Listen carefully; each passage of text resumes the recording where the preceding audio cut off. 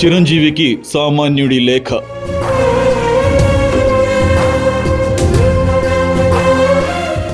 మన పక్క రాష్ట్రం అయినటువంటి మనో తెలుగు రాష్ట్రం ఈ కళాకారుల పట్ల, ఈ సినిమాల పట్ల వాళ్ళని ఉత్సాహపరిచే దాని విధానంలో కొంచెం వెనకంజ వేసే ఉందనుకుంటాను. పద్మవిభూషణ్ చిరంజీవి అన్నయ్యకు శిఖరం ఎక్కిన తర్వాత దాన్ని ఆనందంగా కౌగిలించుకోవాలి గాని కిందకు చూస్తే కళ్ళు తిరుగుతాయి. అప్పుడప్పుడు మీరు ఇదే చేస్తూ ఉంటారు.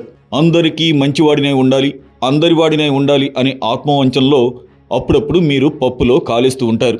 ఎవరు అవునన్నా కాదన్నా, వయసు పరంగా స్టేటస్ పరంగా చూసినా ఇప్పుడు టాలీవుడ్కి మీరే అనధికార పెద్ద. అందరూ దీన్ని ఒప్పుకోవచ్చు, ఒప్పుకోకపోవచ్చు. అది వాళ్ళ విజ్ఞతకు సంబంధించిన విషయం. కానీ సమస్య వచ్చినప్పుడు పరిష్కరించినా పరిష్కరించకపోయినా మీరా సమస్య నుంచి పారిపోరు. నేను కూడా మీతోనే ఉన్నానని ఒక మాట అంటారు. అది చాలు మీ పెద్దరికానికి. మీ సమున్నత వ్యక్తిత్వం వల్లే జనం మీకు బాసటగా ఉంటారు. అసెంబ్లీలో బాలకృష్ణ మిమ్మల్ని వాడు వీడు అని అన్నప్పుడు బాలయ్య బాక్స్ బద్దలు కొట్టారు. గరికపాటి అలైబలై వేదికపై మిమ్మల్ని కించపరిచినప్పుడు అతన్ని మాటలతో వెంటాడి వేటాడారు. మీపై సామాన్యుల్లో ఉండే అభిమానం అలాంటిది. కాకపోతే మీరు ఒక్కోసారి ఎవరినో సంతృప్తి పరచడానికి, ఎవరి పట్ల వినమ్రత ప్రదర్శించడానికి అనుకోకుండా మరొకరి కాలు తొక్కేస్తూ ఉంటారు. దాంతో మీకు మీరే మీ గ్రేస్ని, మంచి పేరుని పోగొట్టుకుంటూ ఉంటారు.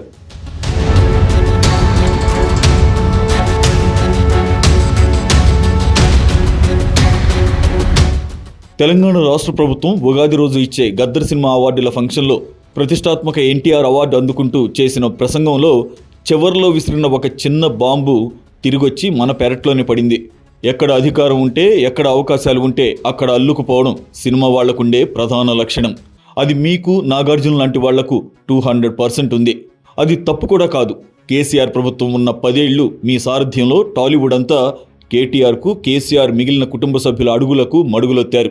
ఆ బొమ్మలు ఇప్పటికీ మా కళ్ల ముందు ఆడుతూనే ఉన్నాయి. పాపం అధికారం పోగానే మీరు వాళ్ళ ముఖం చూడడం మానేశారు. వాళ్ళెవరో కూడా గుర్తు లేనట్లున్నారు. అప్పట్లో మీరు, నాగార్జున, రామ్ చరణ్, మహేష్ బాబు అయిన దానికి కానిదానికి కేటీఆర్ చుట్టూ తిరుగుతూ ఉండేవారు.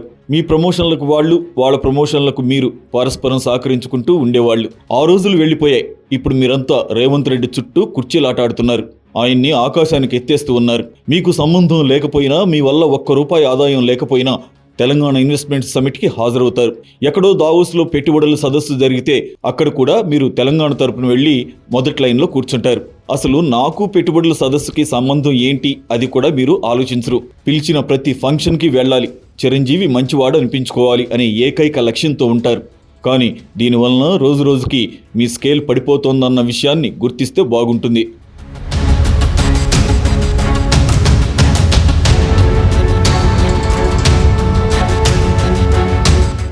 గద్దర్ అవార్డుల ఫంక్షన్కి వెళ్ళి ఎన్టీఆర్ అవార్డు స్వీకరించి అక్కడితో వినమ్రంగా వచ్చేసింటే బాగుండేది.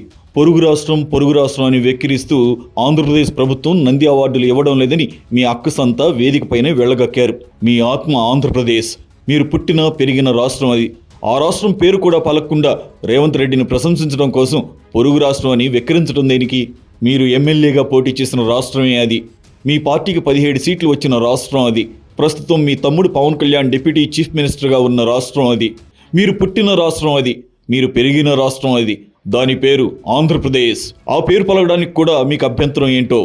మీరు సంపాదించిన ఆస్తులు రక్షించుకోవడానికి, మరిన్ని ఆస్తులు సంపాదించడానికి, ఇంకొన్ని సినిమాల్లో నటించడానికి, భవిష్యత్తులో స్టూడియోలు కట్టడానికి ఖచ్చితంగా మీకు తెలంగాణ ప్రభుత్వ అధినేతల సహకారం, స్నేహం అవసరమే. సినిమా వాళ్ళంటేనే ఏ రోటి కాడ ఆ పాట పాడేవాళ్ళు. మీ పక్కన నిలబడ్డ సీఎం రేవంత్ రెడ్డిని గొప్పవాణ్ణి చేయడానికి పుట్టిన రాష్ట్రాన్ని చిన్నబుచ్చడం అవసరమా? మీ స్థాయికి ఇలాంటి నోటి తుత్తర తగునా?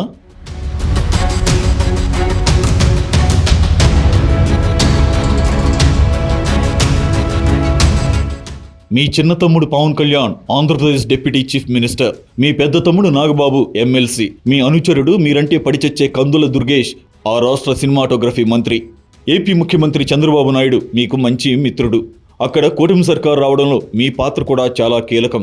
జగన్ మిమ్మల్ని అవమానించాడు అన్న ఒక్క పాయింట్ని ప్రచారం చేసుకుని ఓట్లు దండుకున్నాయి జనసేన, టీడీపీ. అందుకే కూటమి సర్కారు ప్రమాణ స్వీకారం వేదికపై కూడా మీరు ఆ రోజు ఆసీనులయ్యారు.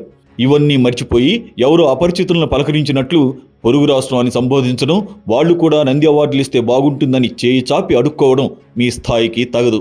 ప్రస్తుతానికి మీరు నివసిస్తున్న తెలంగాణను గొప్పది చేయడానికి పక్కనున్న ఆంధ్రప్రదేశ్ని అవమానించాలా?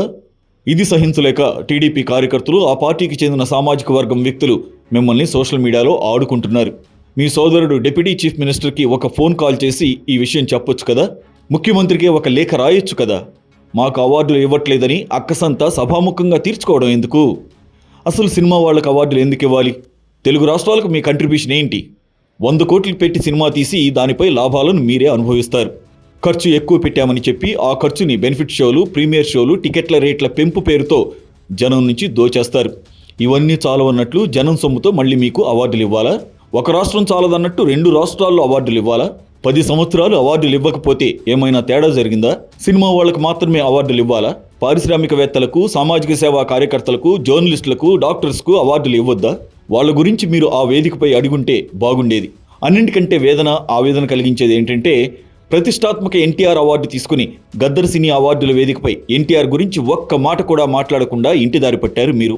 రేవంత్ రెడ్డి గొప్పతనాన్ని ఆయన పక్కనే నిలబడి ప్రశంసించగలిగిన మీరు ఎవరి అవార్డునైతే తీసుకున్నారో వాళ్ళ గురించి ఒక్క ముక్క కూడా మాట్లాడరా? ఎక్కడో పక్క రాష్ట్రం వాళ్ళు నాకు అవార్డులు ఇవ్వట్లేదు అని అక్కసు వెళ్ళగక్కిన వాళ్ళు ఎవరి జ్ఞాపకంగా మీకు అవార్డు ఇచ్చారో ఆయన గురించి మాట్లాడరా? ఇంత ఆత్మవంచనెందుకు? సినిమా రంగంలో మీరు అన్ని శిఖరాలను అధిరోహించారు.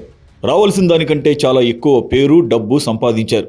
సమాజానికి కూడా ఎంతో కొంత కంట్రిబ్యూట్ చేశారు, సర్వీస్ చేశారు. ఎవరిని నొప్పించని మీ వ్యక్తిత్వం కూడా మీకు పెట్టని ఆభరణం. కానీ ఉన్నత స్థానంలో ఉండి ఎక్కడో ఓ చోట మాట తుత్తర వలన అప్పుడప్పుడు దెబ్బతింటున్నారు. అందుకే మీకు సామాన్యుడిగా ఒక చిన్న విజ్ఞప్తి. అందరివాడిగా ఉండాలనే మీ లక్ష్యం నెరవేరాలంటే కొందరిని గొప్పగా, ఇంకొందరిని తక్కువగా చూడకండి. కక్కుర్తి పడకండి. చెయ్యి చాచి అడగకండి. ఇట్లు మీ సామాన్యుడు.